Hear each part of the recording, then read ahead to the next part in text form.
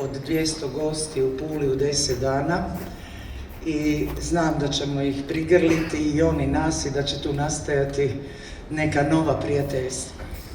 Prvo što želim reći kome smo posvetili ovaj sajam.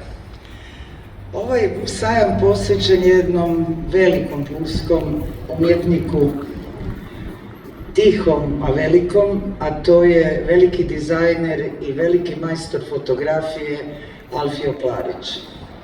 Nekako me uvijek steže u grlu.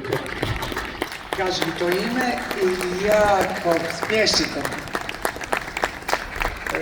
Jako je vezan uz naš sajam, on je prvi dizajner sajma, on je prvi put oblikovao te čudesne grafičke plakate, ali nama je on blizak i kao možda najbolji i nedostižni oblikovatelj knjiga.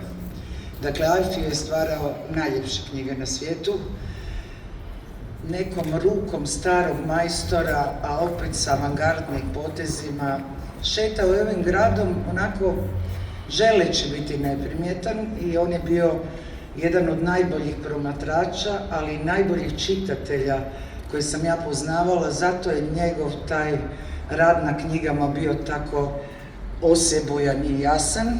Promatrao nas je Alfio i ponovo nam vraćao ono što je vidio po našem gradu.